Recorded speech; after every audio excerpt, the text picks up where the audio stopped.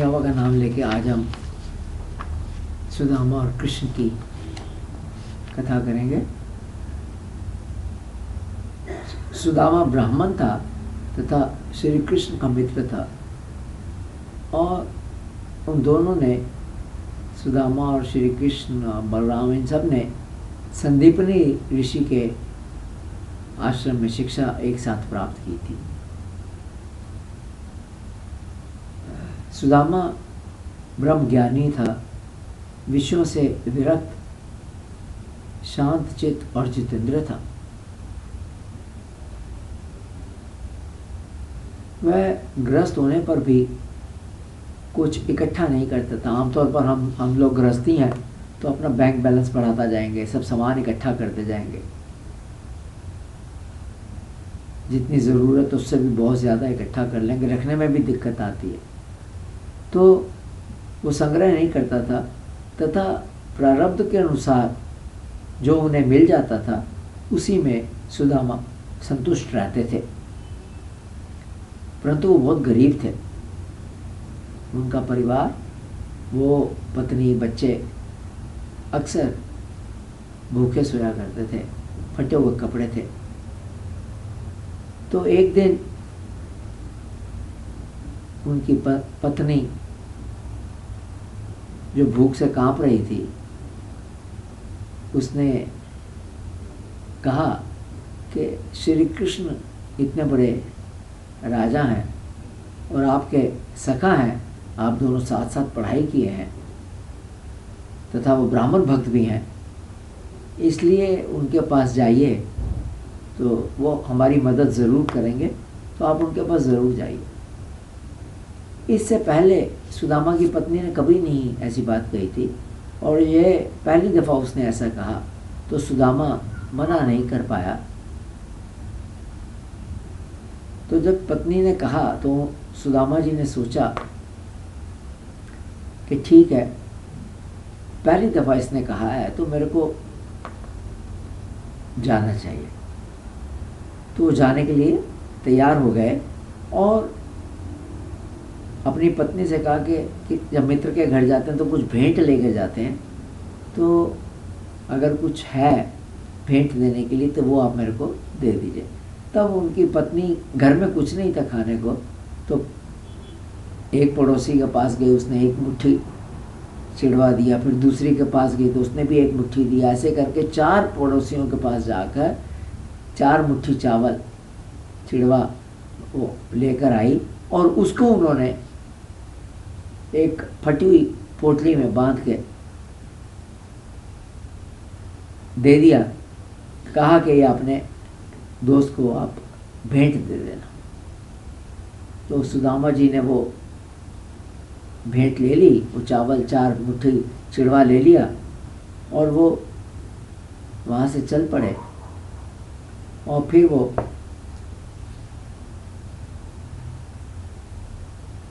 श्री कृष्ण के नगर द्वारका में पहुँचे और वहाँ पर फिर वो पूछ कर वो एक महल के सामने वो पहुँच गए, प्रवेश किया। महल के अंदर उन्होंने प्रवेश किया।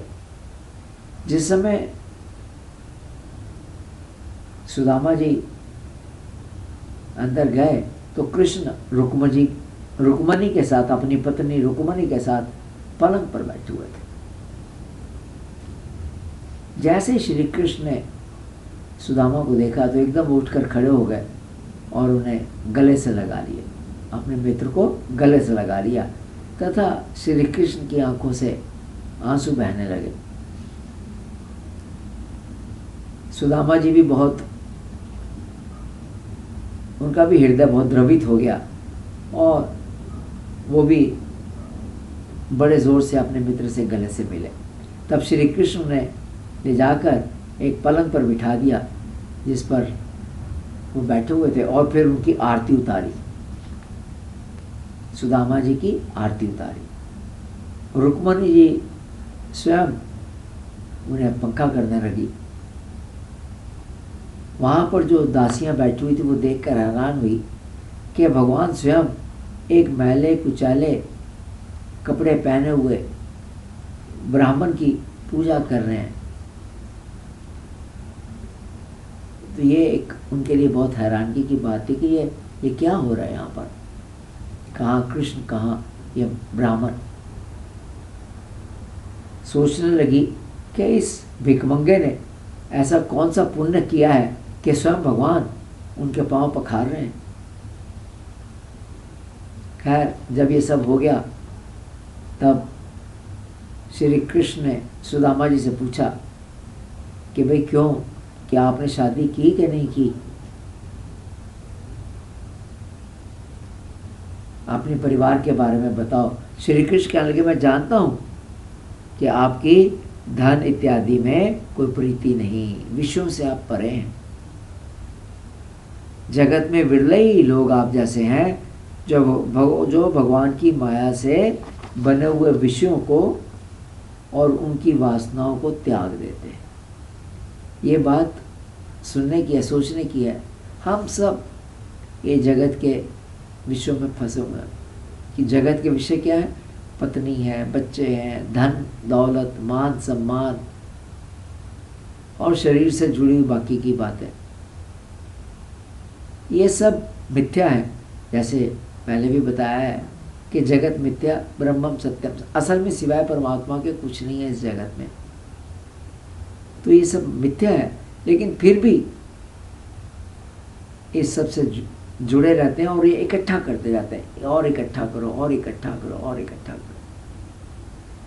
कोई विरला ही है संसार में जो इस बात को समझता है और जो उसको प्रारब्ध से मिल जाता है उसमें वो संतोष करता है। तो यही श्री कृष्ण भगवान सुदामा जी से कहते हैं कि जगत में बहुत कम लोग ऐसे हैं जो भगवान की माया के कारण रचित, भगवान की माया द्वारा रचित इस विषयों और वासनाओं को छोड़ देते हैं तथा अपने उनके मन में विषयों की इच्छा न रहने पर भी मेरे समान अर्थात भगवान के समान केवल लोक शिक्षा के लिए कर्म करते हैं। परमात्मा को कर्म करने की कोई ज़रूरत नहीं है, उनके पास सब कुछ है, कुछ चाहिए भी नहीं उन्हें, फिर भी लोगों को बताने के लिए कि कर्म ज़रूरी है, परमात्मा कर्म करते हैं।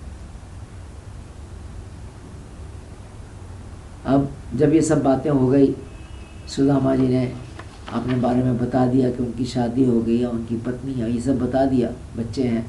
तब श्री कृष्ण ने पूछा भाई आप आए हो मित्र को इतने दिन मिलने के लिए, तो मेरे लिए आप क्या उपहार लेकर आए हो, मेरे लिए आप क्या उपहार लेकर आए हो।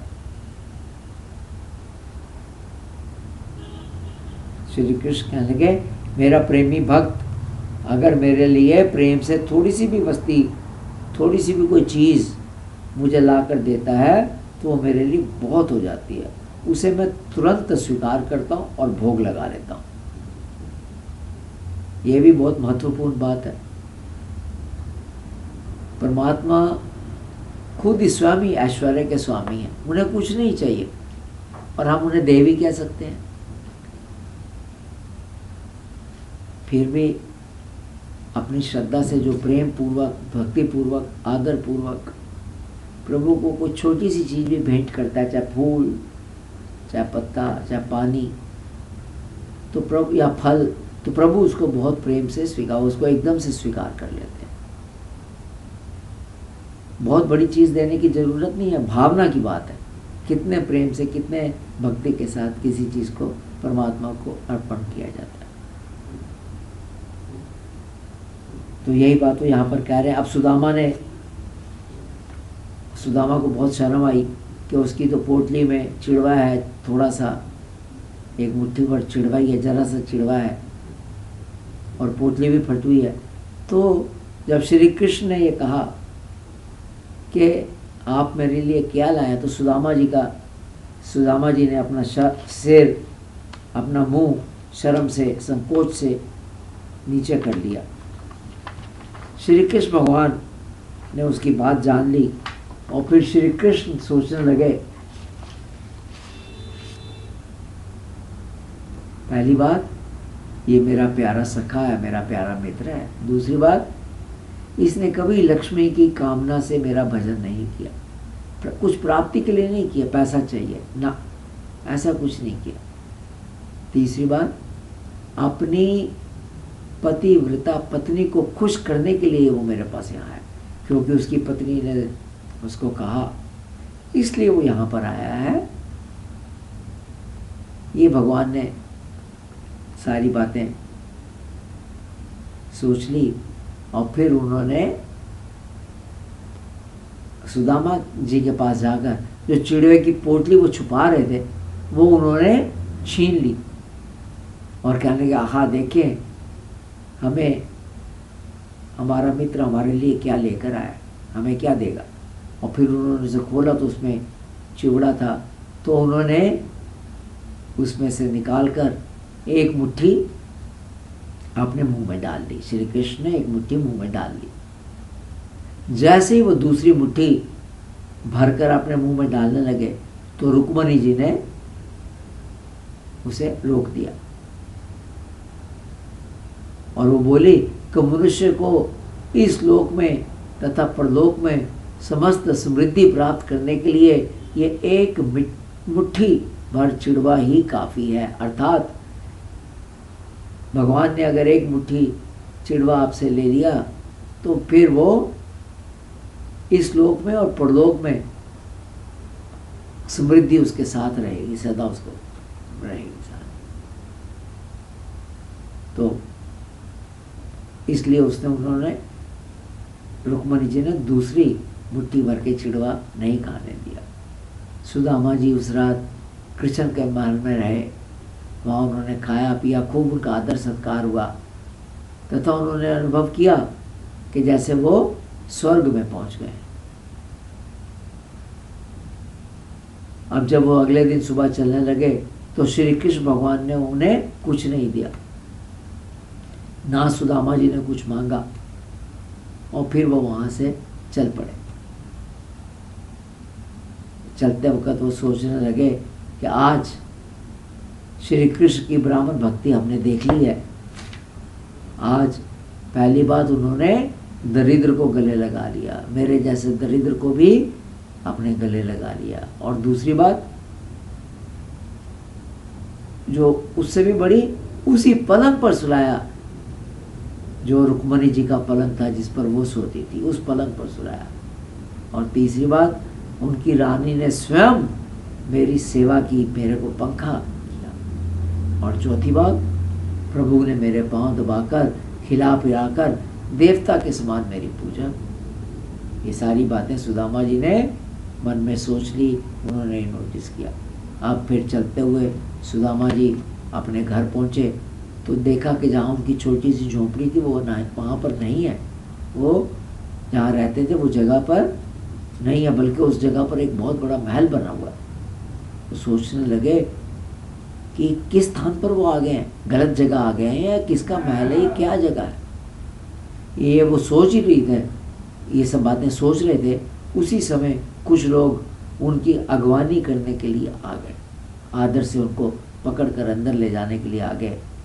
और फिर उनकी पत्नी भी घर से निकली, उसने खूब कपड़े और सोने के जेवर और बढ़िया कपड़े पहन रखे थे, खूब सजी हुई थी वो। ये सब देखकर सोचने लगे कि मैं तो जन्म से दरिद्र हूँ, फिर इस ऐश्वर्य के लिए सिर्फ प्रभु की कृपा ही कारण है।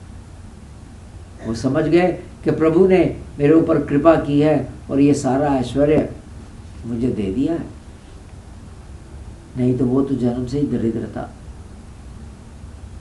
वह याचक भगत के मन के भाव को जानकर बहुत कुछ दे देते हैं।